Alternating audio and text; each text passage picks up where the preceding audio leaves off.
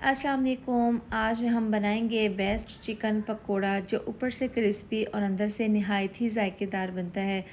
Perfect मिर्च मसालों के साथ मैं आपको बनाना सिखाऊंगी, दावत हो या फिर पार्टी हो, इससे बेस्ट रेसिपी कोई नहीं। तो एक बार इसको ज़रूर ट्राई करें। तो चलिए बनाना शुरू करते हैं। सबसे पहले हमने यहाँ पर चिकन को बॉईल कर लेना है। चूल्हे पर मैंने पानी को उबलने के लिए रख दिया था। इसके अंदर छोटी इलायची, बड़ी इलायची, दालचीनी के 2 टुकड़े डाल देंगे। साथ ही डाल देंगे 2 चम्मच इमली।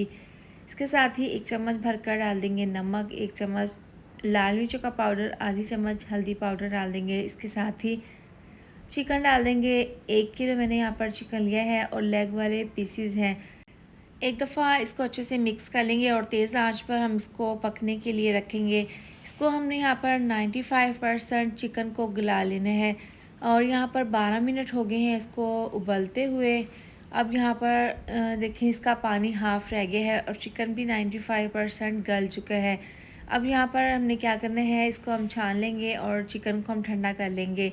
इसके बाद इसकी ज़बरदस्त सी मैरिनेशन तैयार कर लेंगे। एक बाउल में 2 चम्मच डाल देंगे बेसन, आधी चम्मच डाल देंगे लहसुन पाउडर, 1 चम्मच कुटी हुई लाल मिर्च, 1 चम्मच धनिया पाउडर। इसके साथ ही जाएगा इसके अंदर नमक 1 चम्मच। ये डालने के बाद इसके अंदर डाल देंगे हम आधी चम्मच पिसा हुआ गरम मसाला, 2 से 3 चम्मच सोया सॉस, 2 चम्मच डाल देंगे रेड चिली सॉस। ये डालने के बाद लेमन का रस डाल देंगे अच्छे से फ्लेवर के लिए और जायके के लिए। थोड़ा सा ज़रदा फूड कलर डाल देंगे, इसको मिक्स कर लेंगे। इस तरह से मिला देने के बाद इसके अंदर थोड़ा सा पानी डाल देंगे, इसको मिक्स कर लेंगे। बहुत ज़बरदस्त ये क्रिस्पी मज़ेदार सा चिकन पकोड़ा बनकर तैयार होगा। अब इस तरह से मिला देने के बाद अभी ये मिक्सचर थोड़ा सा गाढ़ा है तो थोड़ा सा पानी इसके अंदर और शामिल करके इसका ज़बरदस्त सा इस तरीके से पर ये मिक्सचर तैयार कर लेंगे। ज़्यादा पतला या ज़्यादा गाढ़ा ना हो, ऐसा ही हो।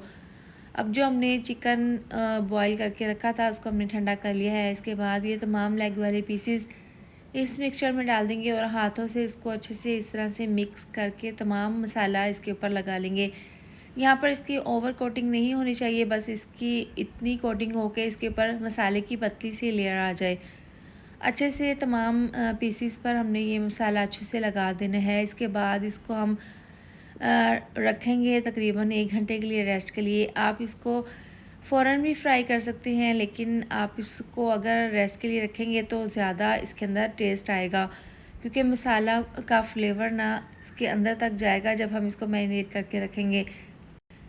अब इनको हमने फ्राई करना है तो पैन में ऑयल को गर्म कर लिया था और मीडियम टू लो आंच पर तकरीबन 4 से 5 पीसेस डालकर फ्राई कर लेंगे। 4 मिनट के बाद इनकी हम साइड को चेंज कर देंगे। जब आप इसको फ्रिज में रखेंगे मैरिनेट करके, तो जब इनको फ्राई करें तो आप पहले 10 से 15 मिनट के लिए इसको काउंटर पर रखें ताकि ये हल्का सा रूम टेम्परेचर पर आ जाए। इसके बाद आप इनको फ्राई कर लें और मीडियम टू लो आंच पर फ्राई कर लें ताकि अंदर तक ये अच्छे से फ्राई हो जाए। तो अब दोनों साइड से अच्छा सा ज़बरदस्त सा कलर आ गया है और इसके बाद हम ये तमाम पीसेस निकाल लेंगे और बाकी के इसी तरह से चिकन पकोड़ा फ्राई कर लेंगे। अब यहाँ पर देखें, गर्मा गर्म चिकन पकोड़ा हमने फ्राई कर लिए हैं। आप इनकी फ़ाइनल लुक चेक कर सकते हैं।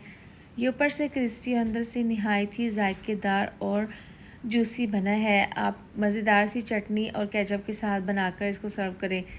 इसके साथ ही वीडियो अच्छी लगी हो तो लाइक और शेयर कर दें, साथ में आप चैनल को भी सब्सक्राइब कर दें। मिलते हैं नेक्स्ट वीडियो में। अपना बहुत सारा ख्याल रखें। अल्लाह हाफिज़।